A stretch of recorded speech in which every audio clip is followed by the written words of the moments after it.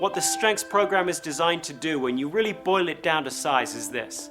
How can you take people who are using their strengths about once a week, which 73% of us do, and get us to use our strengths most of the time, which less than 12% of us do?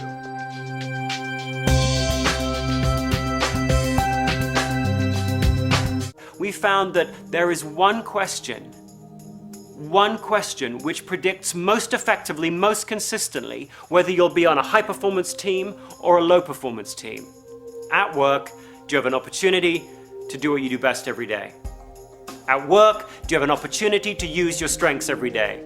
Those teams where people say that they do, massively and consistently outperform those teams where people say that they don't.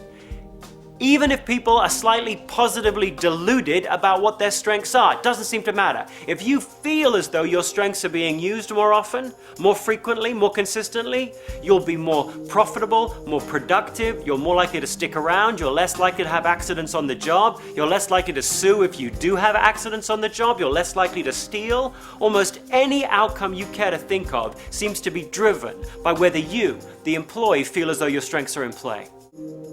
Now, often, when you bring up this whole idea of identifying and using your strengths to drive performance, people will say, hey, look, I can't find the perfect job.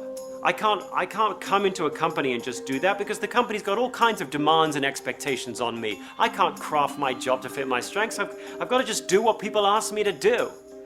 I've got to hold out somehow for that perfect job, and that perfect job isn't the one I'm in.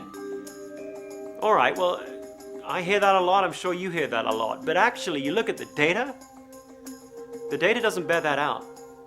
In fact, if you ask people, what is your ideal job? They don't say some special faraway job where they're telecommuting from their cabin in the hills of Oregon. They don't say that.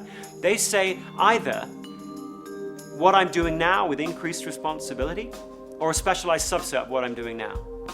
If you ask people, why did you take your current job? And you give them a long list of possible answers. By far the most common answer is I took this job because it was a greater opportunity to do more of what I really like to do. If you ask people, how often do you feel an emotional high from your job? Most people say that happens at least once a week. Or if you ask people, how often do you get so focused on what you're doing you lose track of time and forget your troubles, which is a pretty good clue that your strengths are being used. 73% of people say that happens at least once a week. 73% of people say, I get so focused I lose track of time at least once a week. How do you go from using your strengths once a week to most of the time? How do you take a responsible stand for your strengths, figure out what they are, gradually push your time toward them, and talk with others about what you're doing persuasively enough so everyone is thinking about how can you make your greatest and longest lasting contribution to this company? Remember, the whole point of building on your strengths isn't necessarily to make you happier, although it might.